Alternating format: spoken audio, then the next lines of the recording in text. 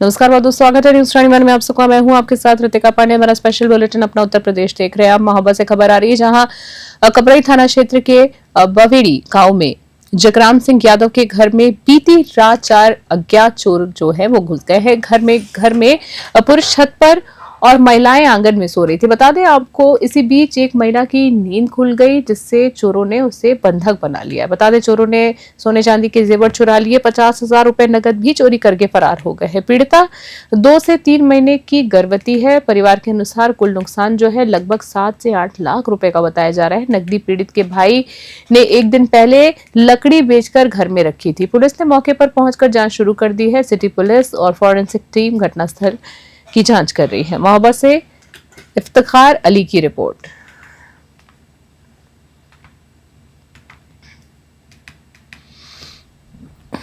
अवगत कराने की थाना कबरई क्षेत्र अंतर्गत स्थित गांव बवेड़ी निवासी जगराम पुत्र भूरे सिंह यादव आज रात्रि में लगभग 12 से 1 के मध्य ये सब परिवार घर पर सोया हुआ था। इसमें पुरुष जो है घर की छत पर सोए थे तथा घर की महिलाएं घर के आंगन में सोई हुई थी। उसी दौरान इनकी छोटी पुत्रवधू को कुछ आहट होने पर उसके द्वारा कमरे में जाकर देखा गया तो कमरे में 4 अज्ञात बदमाश चोरी कर रहे थे। पुत्रवधू द्वारा देखे जाने पर बदमाशों द्वारा पुत्रवधू को वहीं पर पकड़कर बैठा लिया गया तथा जैसा कि पुत्रवधू द्वारा कहा गया कि उसके हाथ बांधकर कमरे में बैठा दिया गया तथा घर से आभूषण व लगभग 50,000 रुपये की नकदी चोरी करके ले गए हैं। घटना के संबंध में इनके द्वारा तहरीर प्रस्तुत की गई है, जिस पर सुसंगत धाराओं में अभियोग पंजीकृत किया गया है।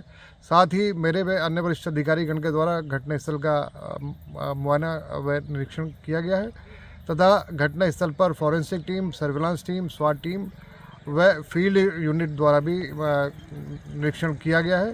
घटना के अनावरण हेतु सार्थक प्रयास किए जा रहे हैं। आवश्यक विधि कार्रवाई की जा रही है। कोतवाली थाना क्षेत्र के मोहल्ला केतवाला में एक युवक ने ब्लेड से गर्दन पर वार कर आत्महत्या कर ली है। घटना के पीछे पति पत्नी के बीच लंबे समय से विवाद जो है वो बताया जा रहा है। परिजनों ने घर के बाथरूम से देखा कि रक्त बह रहा है तो अफरा तफरी मच गई है। पुलिस ने मौके पर पहुंचकर युवक का शव कब्जे में लेकर पोस्टमार्टम के लिए भेज दिया है। पुलिस ने बताया है कि युवक शराब के नशे में था, आदि भी था, वहीं इसका जो असर है घटना पर पड़ सकता है। ये मामला इलाके में सनसनी पैदा कर गया और पुलिस मृतक के परिवार से पूछताछ कर रही है। घटना की पूरी जांच की जा रही है ताकि आत्महत्या के कारणों का स्पष्ट पता लगा जा सके। बुलंदशहर से शहरोज खान की खास रिपोर्ट देख रहे हैं आप।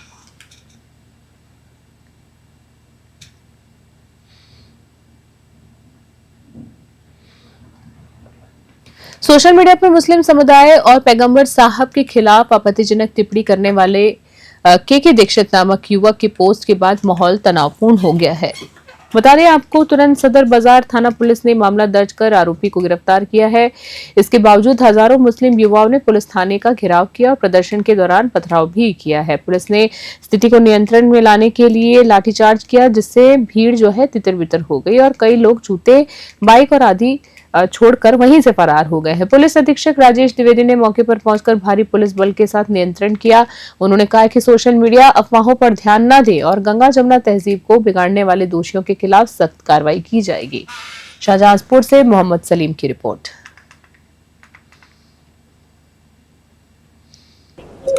एक ये सूचना प्राप्त हुई थी कि एक व्यक्ति ने अभद्र टिप्पणी करी थी सोशल मीडिया पर। तत्काल पुलिस द्वारा उसको अरेस्ट किया गया है, पोस्ट डिलीट की गई है और अभियोग पंजीकृत किया गया है। हम लोग ग्राउंड पर है और कानून व्यवस्था की स्थिति बनी हुई है और हमारा सबसे यही कहना है कि अफवाहों पर ध्यान न दें और शांति व्यवस्था कायम रखें। और अगली खबर देख रहे हैं, जो आपको बता दें, चतरा ब्लॉक के गुलीटार ग्राम पंचायत के राजस्व गांव बरबसपुर में नियमित सफाई न होने से स्थानीय निवासी परेशान है। बता दें आपको, कूड़े और बदबू गंदगी के कारण बच्चों समेत ग्रामीणों का स्वास्थ्य संबंधी खतरा जो है वो बढ़ता जा रहा है, उनको सामना करना पड़ रहा है। ग्रामीण रामपति ने बताया है कि सफाई कर्मी काम नहीं कर रहे हैं और मंदिर और आसपास के क्षेत्र में गंदगी फैली हुई है। क्षेत्र पंचायत सदस्य श्रवण कुमार ने कहा है कि पिछले कई सालों से सफाई कर्मचारी नदारत है। शिकायतों के बावजूद सचिव विनय सिंह केवल आश्वासन दे रहे हैं। उन्होंने साफ कहा है कि यदि मोहनलाल नामक कर्मचारी ड्यूटी नहीं कर सकते तो उनकी जगह किसी और को लगाया जाए। सोनभद्र से संतोष नानी की रिपोर्ट देख रहे हैं आप। मामला है?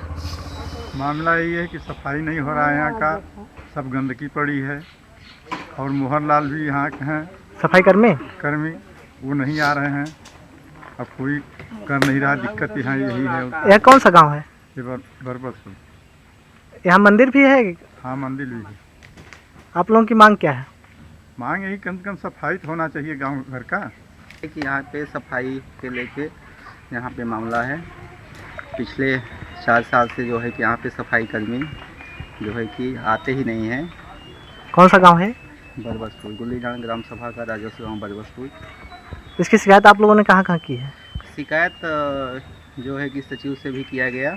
जी। तो कई बार हम यहाँ के जनप्रतिनिधि क्षेत्र पंचायत सदस्य हैं, तो कई बार हम फ़ोन के माध्यम से उनको अवगत कराया कि सर जो है कि हमारे गांव में इस समय सफाई का कार्य नहीं हो रहा है। कोई भी जैसे कार्य होता है, जैसे दीपावली या तो फिर होली का त्यौहार, इस पर हम लोग साफ़ करते हैं। जो है दुर्गा पूजा हम लोग स्वयं साफ़ करते हैं। इनको कहा जाता है तो वो कहते हैं कि हम ट्रांसफ़र करा लिए हैं, हम जो है कि नहीं आएंगे। क्या नाम है सफाई कर्मी का? मोहनलाल।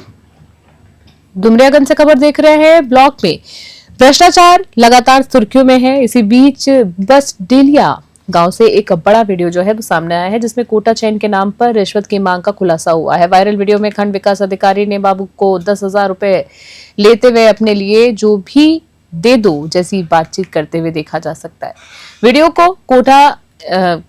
का कोटा लेने पहुंचे दीप यादव ने स्टिंग ऑपरेशन का रिकॉर्ड किया और वायरल किया है। दीप यादव ने बताया है कि बार बार पैसे की डिमांड होने पर उन्होंने वीडियो बनाया।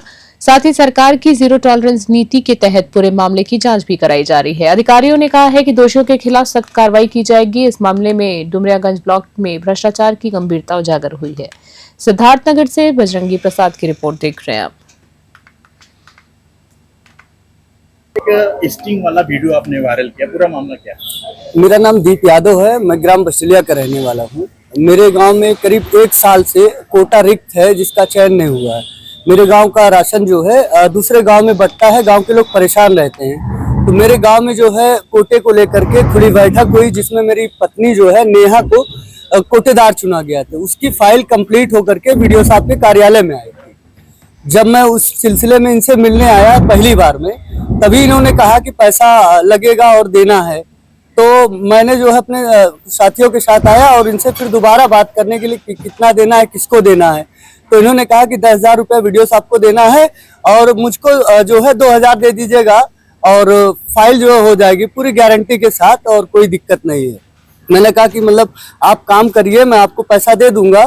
ऐसे ऐसे करके करीब 1 हफ्ता तक रखे रहे, फाइल नहीं भेजे और जो है यहीं पे पड़ी रही। उसके बाद मैंने वो वीडियो जो है वायरल कर दिया, जो सोशल मीडिया पे अभी वायरल चल रहा है। वीडियो वायरल होने के बाद फाइल आगे बढ़ी? वीडियो वायरल हुआ, उसके बाद तत्काल ये जो है उसी दिन जिस दिन वायरल हुआ है ले जा करके एसडीएम साहब के यहाँ रिसीव करवा करके जो है किसी के माध्यम से मुझे बताया कि आपकी फाइल चली गई। फाइन करने के लिए देखिए, इसके संबंध में पहले बार मेरे संज्ञान में आया, वो वीडियो का संज्ञान में लेते हुए सख्ती से सख्ती कार्रवाई की जाएगी और यदि वो सत्य पाया गया तो फिर संबंधित कर्मचारी के ऊपर भी कड़ी से कड़ी कार्रवाई की जाएगी। सर, डुमरियागंज ब्लॉक में इस तरह से इससे पहले भी वीडियो वायरल हुआ था।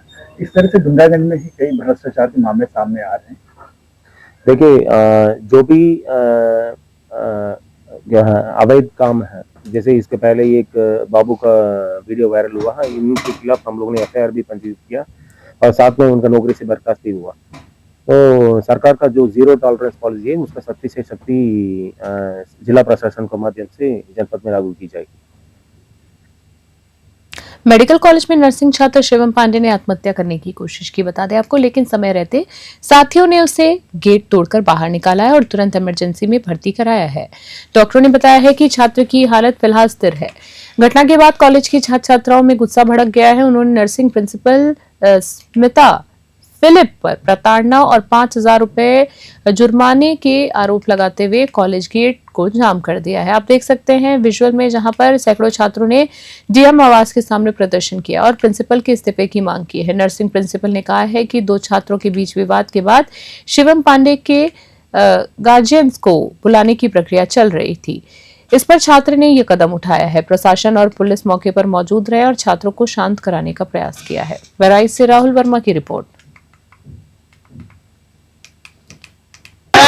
मेरा नाम अजय यादव है, मैं थर्ड ईयर का स्टूडेंट हूँ और जो स्टूडेंट है जिसने अटेम्प्ट किया सुसाइड के लिए वो मेरा जूनियर है, थर्ड सेमेस्टर में है। उसका ये था कि उसको फाइन के लिए 5,000 रुपये फाइन और उसको बार बार सस्पेंड कर दिया जा रहा था छोटी छोटी बातों के लिए, और सारे बच्चे परेशान है। इसी के लिए हम लोग आंदोलन कर रहे हैं। उसने सुसाइड किया है, ये बहुत बड़ी हम लोग के लिए हमेशा के ये हरासमेंट जो होता है इसके लिए हम कब तक चाहेंगे।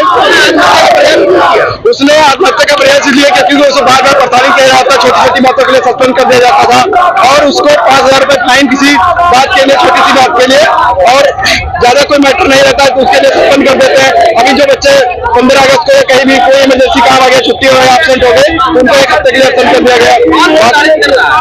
कॉलेज मैनेजमेंट हमारी जो अपनी मैनेजमेंट है सारा जिम्मेदार है इसके लिए।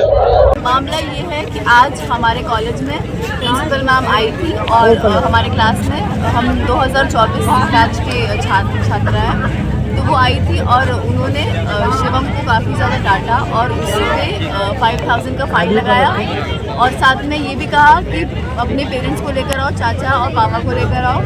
और इससे पहली बार नहीं उन्होंने ऐसा कुछ शिवम के साथ किया, इससे पहले भी उन्होंने शिवम के साथ काफ़ी बार ऐसी चीज़ें की हैं और शिवम के साथ ही नहीं, उन्होंने बाकी काफ़ी लोगों के साथ किया है। मेरे खुद के साथ भी ऐसा हुआ है कि एक बार मैं एब्सेंट थी, सिर्फ एब्सेंट होने के लिए मेरे पे 1,000 फाइन लगा था और मेरे पेरेंट्स बुलाए गए थे और साथ ही एक बार मेरा फ़ोन बैग में रखा था, मैं फ़ोन कॉलेज में चला भी नहीं रही थी, तो बैग में रखा होना कोई गलत नहीं है। अगर कल को कोई इमरजेंसी पड़ गई, मान लीजिए कोई मेरे घर पे दुर्घटना हो जाती है तो मेरे घर वाले मुझे कांटेक्ट कैसे करेंगे, इसीलिए मैं फ़ोन लेकर आई थी। बैग में कोई वजह थी फ़ोन लाने की, लेकिन और फिर बिना परमिशन के हमारा बैग चेक किया गया और बैग में से फ़ोन निकला।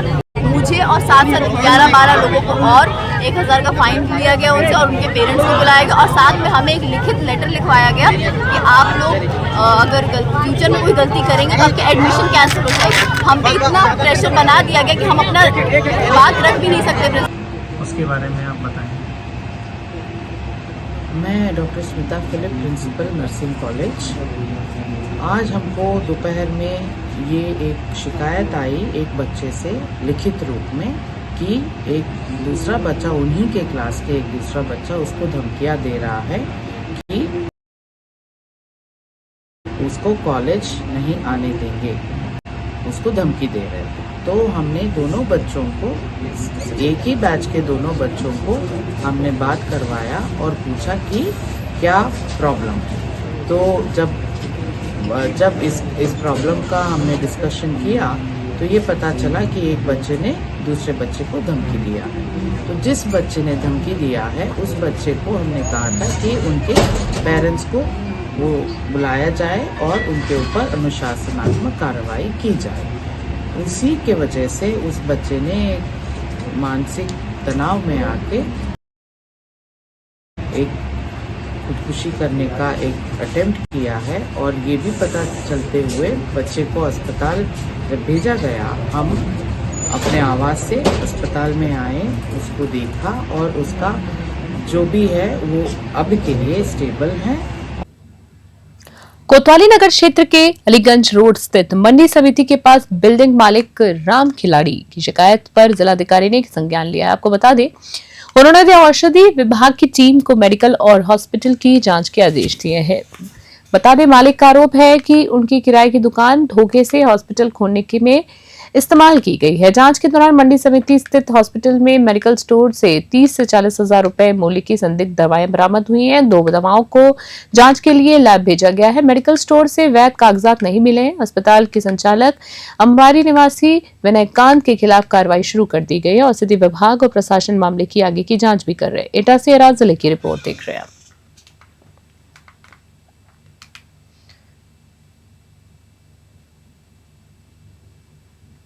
क्या नाम है आपका? मेरा नाम सरखान खिलाड़ी है।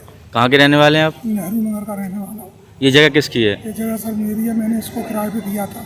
कौन, क्या, किसको दिया था? इनको विनयकांत पुत्र श्री सुभाष चंद्र निवासी अंबारी, ललित पुत्र परशुराम निवासी क्षेत्र। तो फिर उन्होंने हॉस्पिटल खोला था यहाँ पे? हॉस्पिटल खोला था। पहले हमसे पूछा कि हम किराए पे ले रहे हैं, इसमें कोई दुकान वगैरह करेंगे, और हमें जो है गुमराह करके धोखा देके और जो इसमें हॉस्पिटल खोल दिया गया। हमने पूछा इसके कागज पत्र कहाँ है, तो इन्होंने मना कर दिया हमारे पास कोई कागज़ नहीं है, अभी हम जब जरूरत पड़ेगी तब आपको कागज़ दे देंगे। 3-4 महीने हो गए कागज मांगते कोई कागज नहीं किया और हमको जान से मारने की धमकी देते, कहते साले जहाँ जाना चाहता है चला जा, मकान खाली नहीं करेंगे तुझे, जिससे कहना उससे।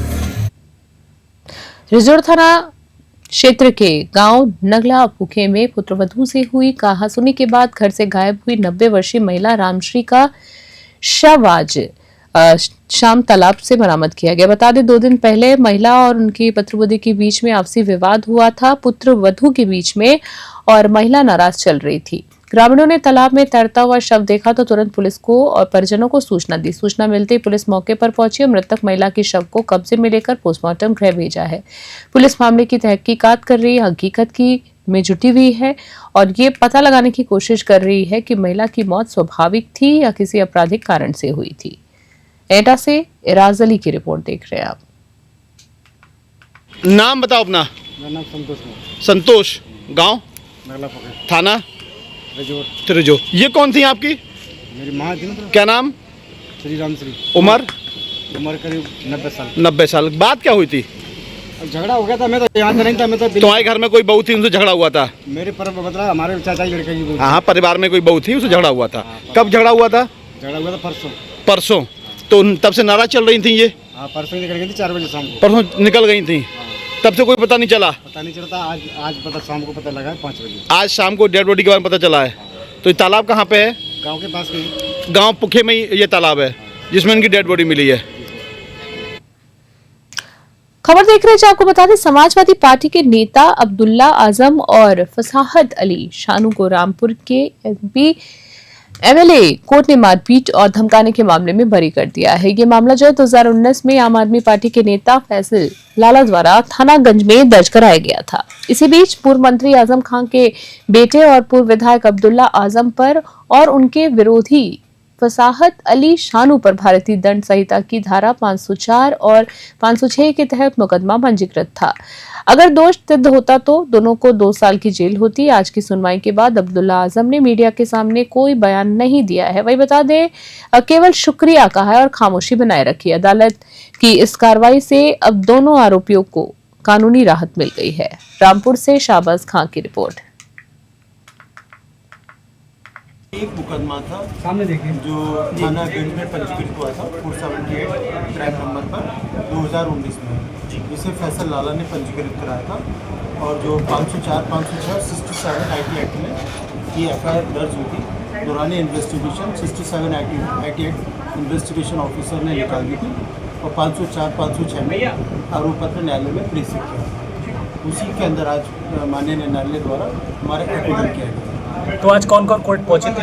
हमारी तरफ से मैं अब्दुल्ला आजम खां का अब्दुल्ला आजम खां पहुंचे थे और जो मुलजिम थे एक अन्य भी इसके न्यायालय में उपस्थित थे। तो क्या रहा आज? टोटल कितने मुस्लिम थे और दोनों को दोष मुक्त? क्या क्या आरोप था? 2 मुलजिम थे, दोनों को दोष मुक्त कर दिया न्यायालय द्वारा। कौन कौन थे दोनों? एक तो अब्दुल्ला आजम खां और एक प्रसाद सिंह। तो इसमें आरोप क्या लगाया गया था? आरोप 504, 506 के थे कि गाली गलौज करना, जान से मारने की धमकी। तो किस ग्राउंड पर दोष मुक्त? अब वो पूरा डिटेल मैंने जजमेंट नहीं पढ़ा है और सभी मैं जजमेंट पढ़ने के बाद ही बता पाऊंगा कि कोर्ट ने किन ग्राउंड के आधार पर ये केस है। पुलिस ने रोडवेज बस स्टॉप स्थित एक अमन लॉज और पहलपारा के एक मंगल गेस्ट हाउस में लंबे समय से चल रहे देह व्यापार के मामले में 4 महिलाओं समेत 8 लोगों को गिरफ्तार कर लिया है। बता दें आपको एसपी विकास कुमार ने बताया है कि पूरे मामले की जांच जारी है और कुछ भी सफेद पोश लोगों की भी संलिप्तता की जांच की जा रही है। कुछ लोगों का इसमें मिला हुआ माना जा रहा है। बता दें पुलिस की टीम ने लॉज से 3 युवकों और 2 महिलाओं को गिरफ्तार किया है, जबकि गेस्ट हाउस से 1 युवक और 2 महिलाएं पकड़ी भी गई हैं। बता दें आपको भगवतीगंज के एक होटल में जांच की गई है, लेकिन वहां कोई आपत्तिजनक सामग्री नहीं मिली। आरोपियों के खिलाफ अनैतिक व्यापार निवारण अधिनियम के तहत मुकदमा दर्ज किया गया है। मामले की विवेचना क्षेत्राधिकारी ललिया डॉक्टर जितेंद्र कुमार कर रहे हैं। बलरामपुर से राहुल रतन की रिपोर्ट देख रहे हैं आप। जनपद बलरामपुर में पुलिस को ये सूचना मिली कि मोरल ट्रैफिकिंग का कार्य कुछ स्थानों पर चल रहा है।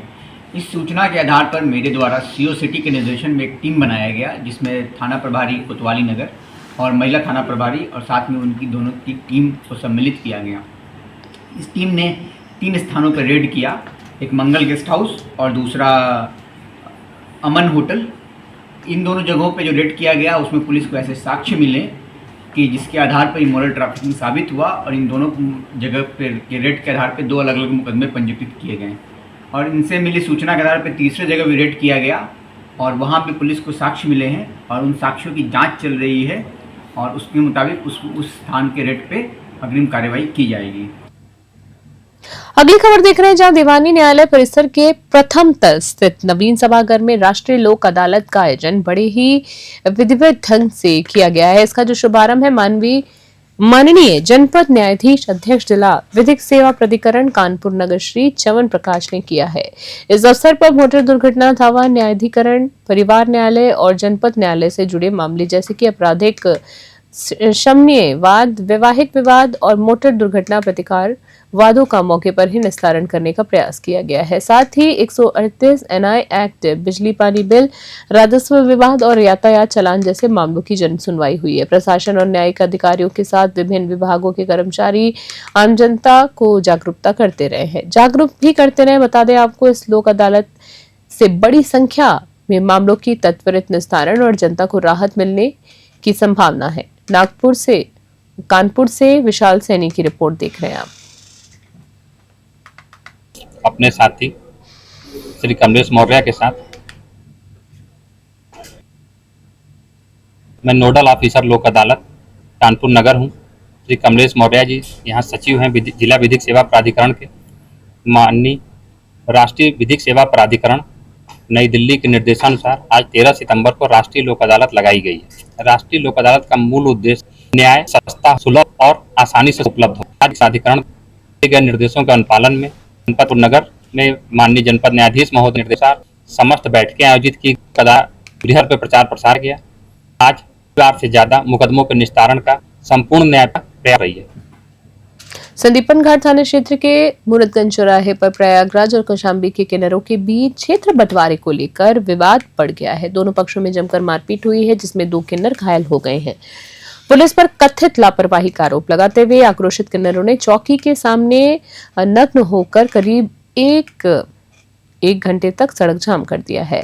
इससे मुख्य मार्ग पर लंबी वाहनों की कतारें लग गई और आमजन का आवागमन भी पूरी तरीके से बाधित हो गया। बता दें आपको, जानकारी के अनुसार प्रयागराज से आए किन्नरों ने कौशाम्बी के किन्नरों पर हमला किया।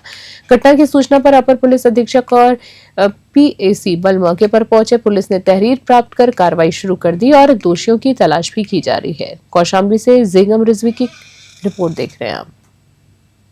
मामला है कि मामले को लेकर विवाद, मामला ये है कि हम लोग का एरिया का विवाद होता है, ठीक है। पीढ़ी दर पीढ़ी का जैसे किन्नरों का होता है, गुरुदास गुरु नान गुरु, हम 4वीं पीढ़ी पे है। जिला कौशाम्बी के हमारे सारे किन्नर समाज मिल के हमको मुखिया घोषित किया गया है। हम कोई अकेले नहीं हुए हैं। आज हमारे किन्नरों को, हमारे चेले नातियों को कहीं सराय अकिल के थाने में, कहीं ये संदीपन घाट थाने में, जिला कौशाम्बी के अंदर कहीं भी आए दिन मारपीट करते रहते और कहते हमारा एरिया छोड़ के भाग जाओ। अब बताइए, हमको 20 साल हो गया रहते यहाँ भरवारी जिला कौशाम्बी के अंदर, अब वो कह रहे भाग जाओ, हम कैसे भाग जाएं? इससे पहले आपने जिला अधिकारी महोदय के, मैंने इससे पहले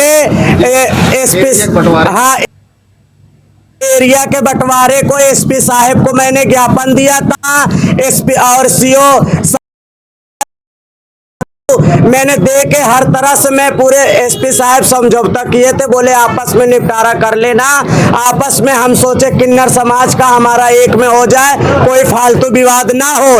पर वो क्या है, काम करते हैं कि समाज में भी बैठने का राजी नहीं है वो।